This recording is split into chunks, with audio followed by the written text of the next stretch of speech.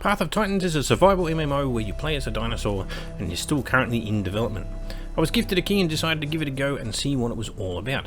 And just to preface, this is my first time playing this game and I ended up with loads of thoughts about my experience. So if you've already been playing, feel free to leave a comment below about things I've yet to or maybe have missed experiencing so far.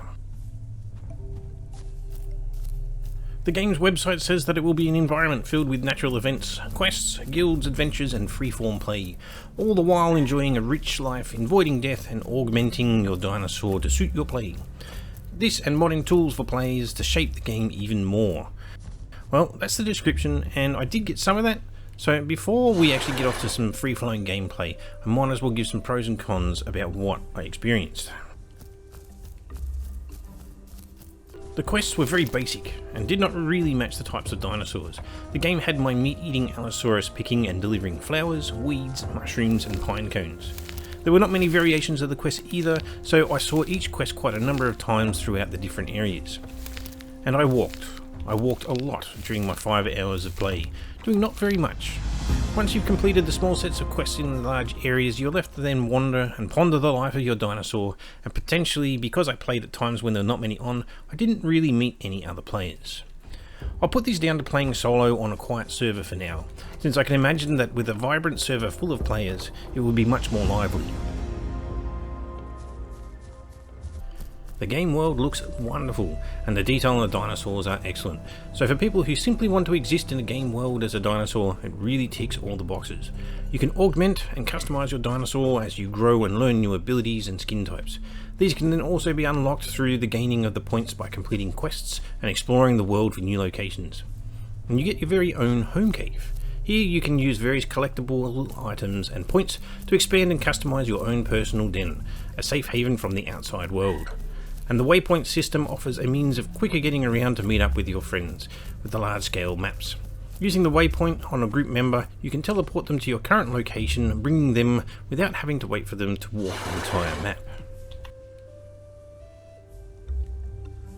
I'm a bit torn. I can see that the game could be spectacular, especially with the aforementioned features on their website, like natural events, better quests, guilds and AI creatures, but I didn't really like all the walking around. The world seemed empty barring the 3 small encounters that I had with other players.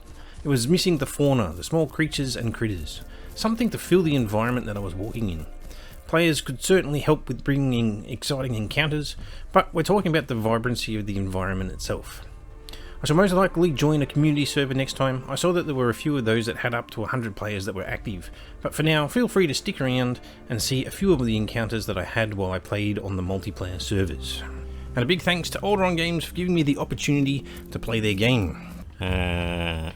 Kilibator alia alaramus convenator das Blitzosaurus. Now just a minute, let's get organized. Pysononymosaurus. See, that one looks like the Carnotaurus that we see in Ark. And a Todontosaurus, which is very similar to an Ankylosaurus, but obviously slightly different. Dinocheirus? Okay.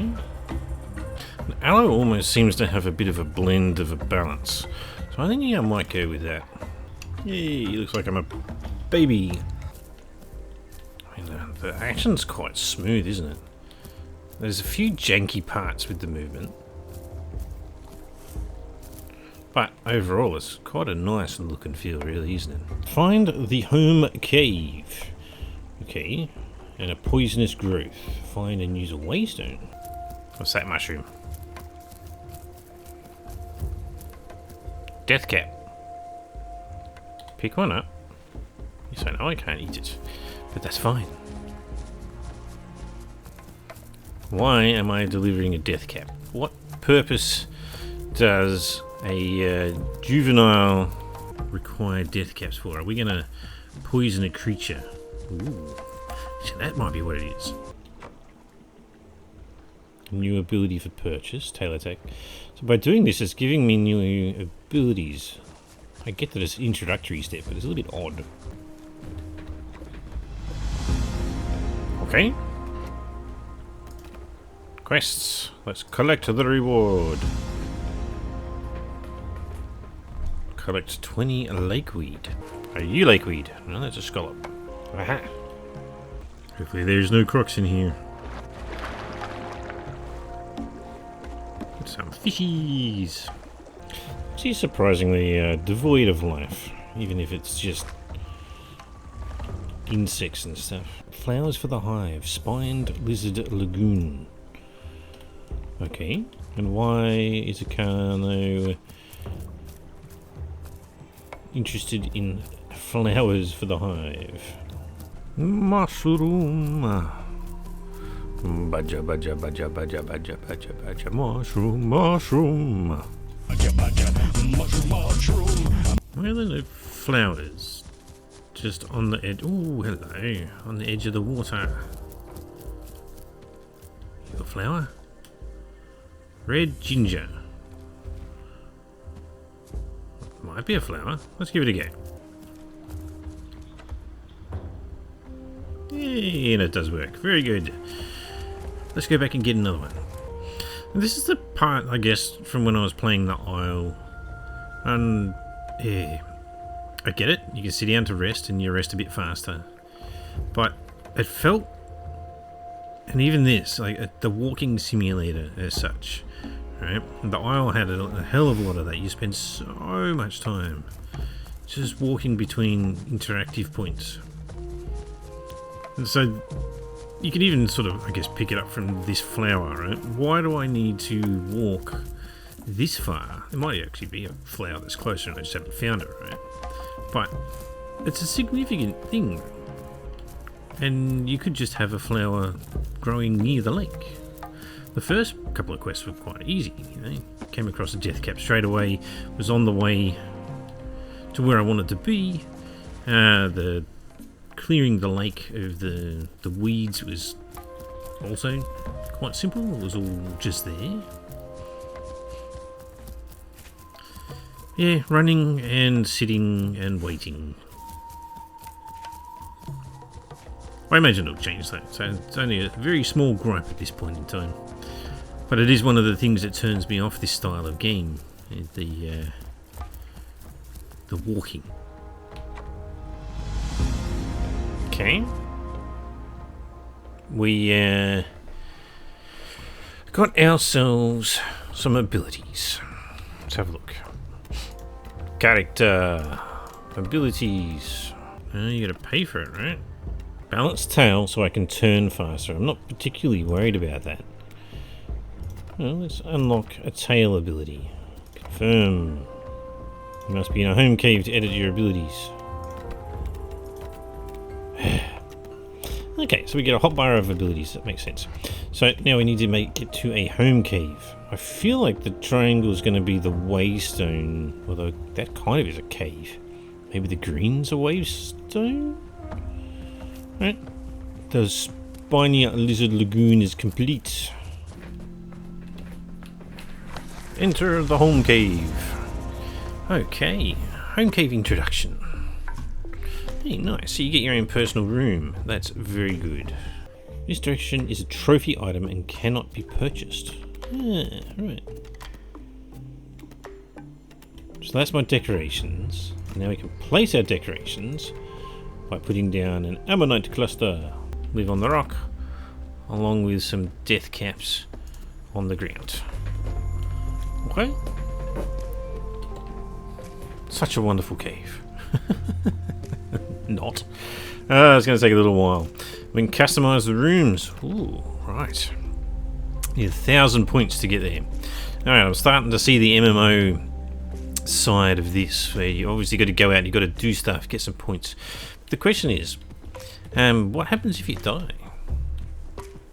Do I have to start again from scratch? There's a green dot there. Is that the expectation? I reckon it is, you know. Alright, we'll head it towards the green dot. Seeing as I believe that's where it's expecting me to go. That cave. I mean, it's pretty funky, but devoid of life. I feel like, is there an expectation that the dinosaurs, as players, would find this cave and choose to make it your own when you have a home cave? Or are these caves expected to be populated via a quest? somewhere to hide while role-playing. I mean, there's all manner of different ways I guess they could be utilised, but I think it's awesome that they're there like that. But it's just nothing in it. I think it would have been cool if it had been actually full of creatures, whether they be ants or other underground dwelling creatures, lizards, whatever. Just something a little bit more interesting than a blank cave. Hey, ow.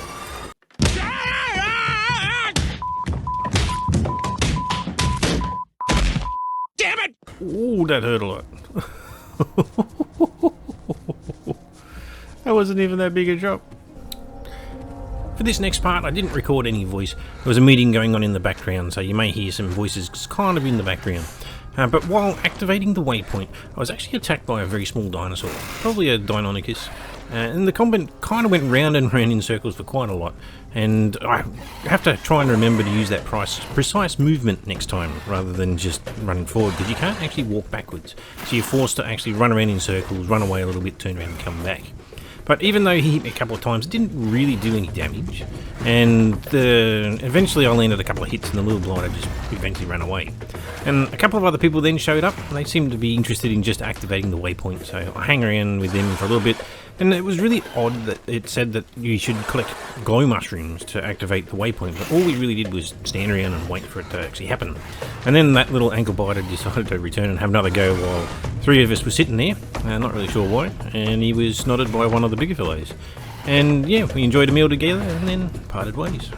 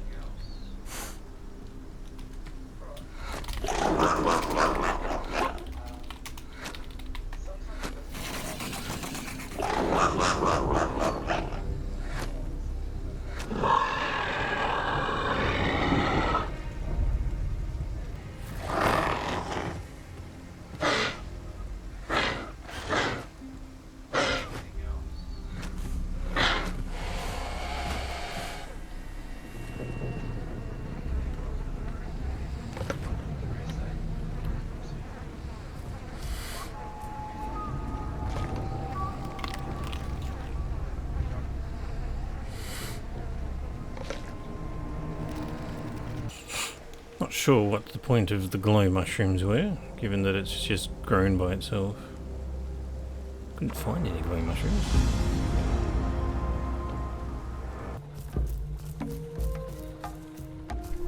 Ooh, there's a big guy over there. I reckon that's an adult. It would mess me up if it actually got me. But looks like it's doing a quest, so it's probably the same one I'm doing with the pine cones in its mouth.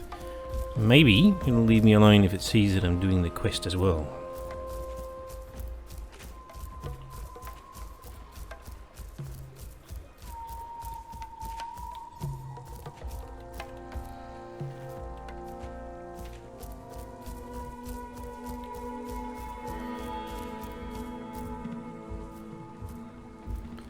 Ooh, so far so good. Well, looks like he might leave me alone. It's good.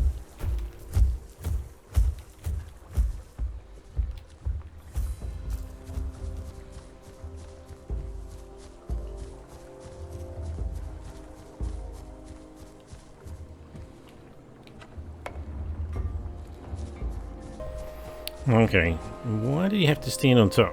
This is going to look super sus when I go to drop this off, like I'm trying to bite him. Alright, run! Oh, it's chasing me! Oh, leave me alone! Ow! Oi! Oh my goodness, look at the arms on that thing!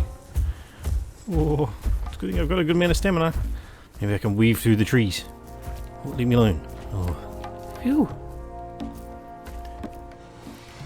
Yeah, well. Just trying to do the quest. Got one more to go. Maybe if I do like a wide circle I can... Oh, he's watching me. Yeah, that's it. You go back to doing what you were doing. Let me finish my quest. Whew. It's a bit freakier when you're a little juvenile coming up against the fully grown ones.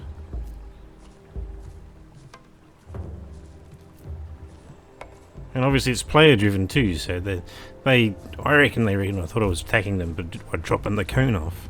But ooh, can you hear those footsteps? But yeah, I mean, as a herbivore, will you attack a carnivore on sight, or will you... I mean, it comes down to the person, I guess. For this last encounter, again, I wasn't really talking at the time. I had some other stuff going on in the background. I didn't even see the guy lying down in the grass, and thinking that maybe I might get lucky, the carno wouldn't attack me, but they chased me down at the end. They looked like they were going to stop, but then all of a sudden they were like, nah. And they were super fast. They were so much faster than I was, and it was quite clear that my juvenile was never going to be able to take on the adult. Although there was a couple of points where you'll probably see where I'm attacking it from behind, and it actually looks like you can, with the right agility, and if you could keep behind the creature, depending on possibly player skill, someone who's a little bit smaller and faster could definitely take down someone bigger if you can always keep in your blind spots. But I died, and from a question I'd asked in chat earlier, the penalty for death is you lose a little bit of your growth. It's not a huge amount from what I worked out. And I don't know if the juveniles actually get it, but at least with the adults you start getting scars and marks on your skin for every single death. So the penalty isn't horrendous. You obviously can keep playing and load back into the character that you've been growing the whole time, which is fantastic because to be able to lose, like, it was 5 hours for me of actual footage. Obviously it's on and off from various different logging in and out, but to spend 5 hours to just get to, I wasn't even the adult, I was an adolescent, and I still had another 2 or 3 stages to go before I was a full adult. So to lose all that progress would be nasty. So the fact that it's just a little bit of your progress bar and some scars, that's not too bad, because obviously you can go and lick your wounds and then find a place that isn't populated by adults that are going to attack you, or you find some friends to play with and you go and do some more questing. But yes, that sort of brings us to the end of the footage that I have for now. I'm definitely, as I said, going to play some more. I'll probably start again on a community server. Looks like a couple of them have some custom settings for growth and things like that. But I'd like to be able to see what it looks like with a lot more players in the server, and whether that actually improves the playability and the excitement of the servers. And at least for the feedback for older on games, I'm hoping that you're planning on populating the world with a little bit more than just the environment. Now, I know you've been working on some critters from what I've been reading, like some fish and things like that, and there were some mounds that I encountered which had critters in it that you could sort of disturb the ground and get the critters to come out. But I would like to see the forests actually feel like they're teeming with life. And it shouldn't just be player driven, there should just be stuff. You've kind of got the little butterflies and things like that, but that isn't really what's making the forest vibrant. It's actually having creatures that are doing things. But overall, as I said, I'm a little bit torn. I can certainly see that the game will be wonderful in the future, but right now I'm not quite there. That being said, make sure you leave me some comments down below if I've actually been doing it wrong. Maybe there's a better way to play the game that I haven't actually been noticing, and what should I try next when I jump in on the community servers and give it a go once again. Anyway, thanks for listening in, and I'll catch you in the next one.